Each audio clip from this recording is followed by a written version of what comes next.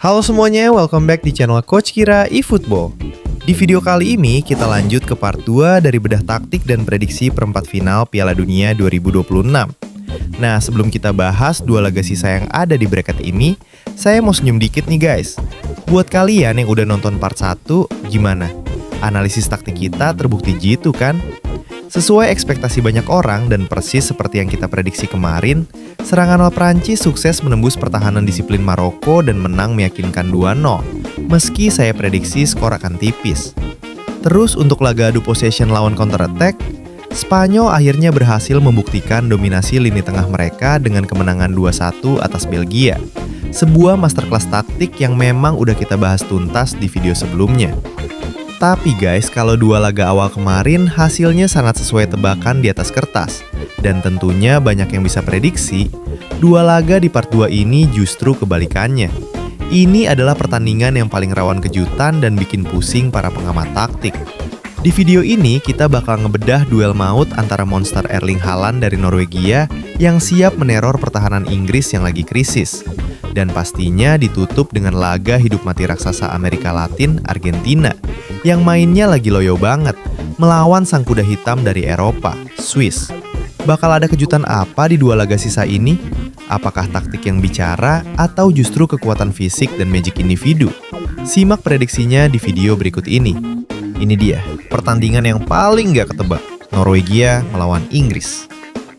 Kalau di atas kertas, ini adalah adu antara kualitas teknikal tingkat tinggi melawan kekuatan fisik dan daya juang yang luar biasa. Yuk kita bedah. Kita bahas Inggris dulu. Secara statistik penyerangan, skuad asuhan Thomas Tuchel ini sebenarnya tajam banget. Sisi teknikal mereka luar biasa. Sejauh ini mereka udah nyetak 11 gol. Harry Kane lagi gacor-gacornya dengan 6 gol, disusul Jude Bellingham 4 gol, dan Marcus Rashford nyumbang 1 gol. Tapi guys, penyakit terbesar Inggris ada di keseimbangan lini tengahnya. Declan Rice sering banget kelihatan kerja sendirian jadi tukang sapu. Kenapa? Karena Bellingham perannya terlalu maju buat ngebantu serangan. Dan lini tengah Inggris ini kurang banget sosok gelandang petarung murni. Akibatnya, ada celah besar di tengah yang sering dieksploitasi lawan. Apalagi kalau kita lihat lini belakangnya yang diisi bek minim jam terbang kayak Quansah, Guehi, Konsa, dan O'Reilly. Memang sih, mereka baru kebobolan 5 gol sejauh ini. Tapi begitu ketemu lawan yang rapi secara taktikal kayak Kroasia dan Meksiko kemarin, pertahanan mereka gampang banget panik dan akhirnya kebobolan.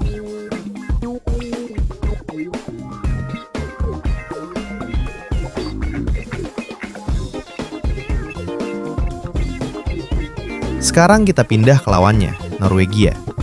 Disinilah letak menariknya. Norwegia punya lini tengah yang sangat dominan secara fisik. Mereka punya gelandang-gelandang berpostur besar macam Sander Berge dan Patrick Berg yang siap adu otot, ditopang sama kejeniusan Martin Odegaard sebagai penyuplai bola. Secara fisik dan daya juang di lapangan, Norwegia ini jauh lebih kelihatan beringas dan militan ketimbang Inggris. Dan bola-bola atas udah pasti jadi makanan empuk mereka. Tapi jangan salah guys, Norwegia ini juga punya kelemahan yang sangat fatal. Pertama, mereka itu susah banget buat clean sheet. Kedua, stamina mereka seringkali habis bensin di 30 menit terakhir pertandingan. Fisik mereka yang besar bikin mereka keteteran kalau pertandingan berjalan dengan tempo cepat sampai akhir laga. Belum lagi kalau ujung tombak mereka, sang monster Erling Haaland, dijaga ketat dan dikunci mati oleh bek Inggris, Norwegia bakal kesulitan banget buat cetak gol. Satu-satunya harapan kalau Haaland dimatikan adalah memanfaatkan Alexander Sørloth sebagai target man alternatif untuk memecah konsentrasi bek lawan dan membuka ruang dari lini kedua. Nah, secara taktik di perempat final nanti, Inggris pasti bakal pegang ball possession pakai kualitas teknikal mereka dan mencoba mengurung Norwegia sambil mengunci Haaland. Tapi kuncinya ada di lini tengah. Kalau Declan Rice kalah duel fisik melawan Berge dan Berg, Odegaard bakal leluasa banget kirim bola ke depan.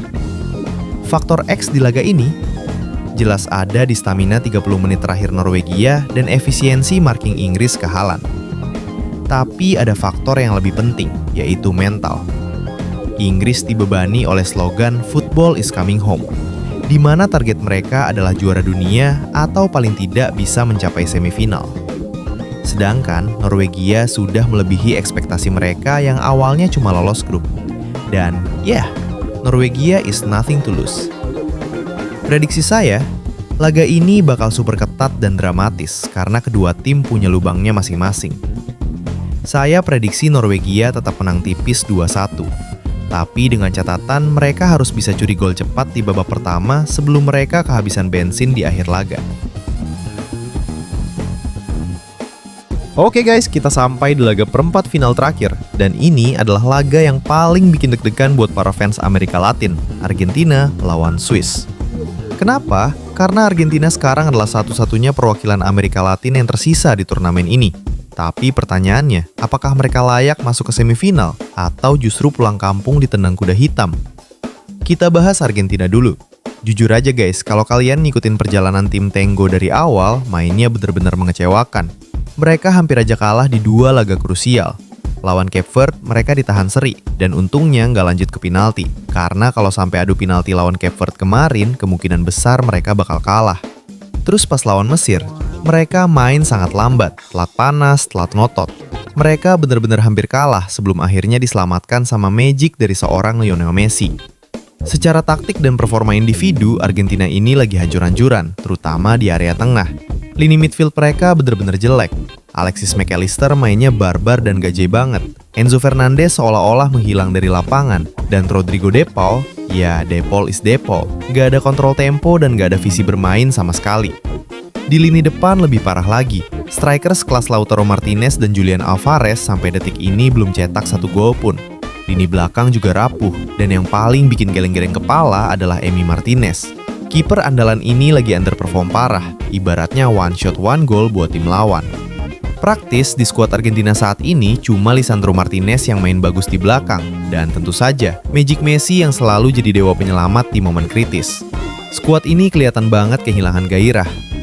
Di sisi lain kita punya Swiss. Tim ini surprisingly punya perjalanan yang mulus banget. Swiss ini main dengan struktur yang sangat disiplin. Tapi ada satu hal yang jadi pertanyaan besar buat skuad Swiss. Mereka belum pernah ketemu tim raksasa beneran di turnamen ini.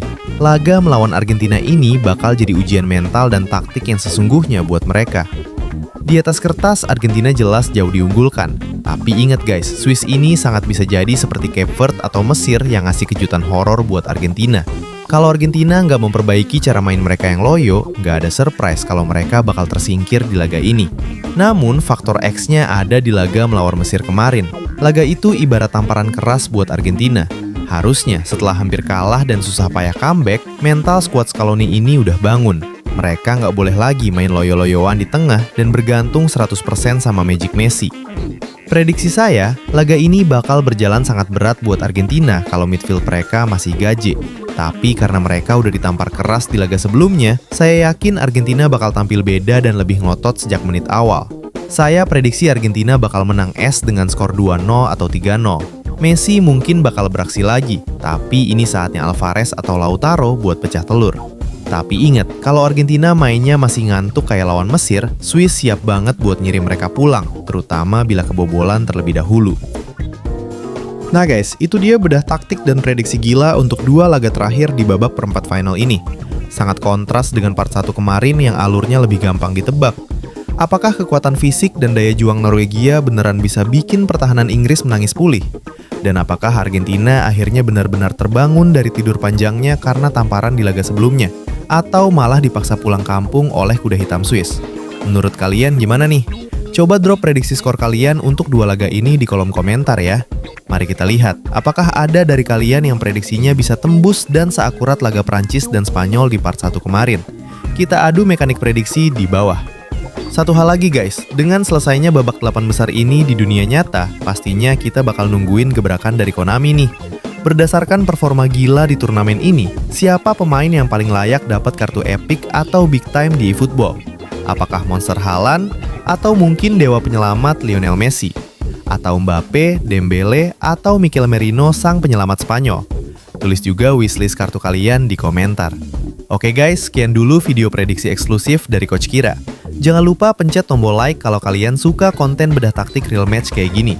Share ke grup mabar kalian, dan pastinya klik subscribe biar gak ketinggalan racikan taktik eFootball dan update selanjutnya.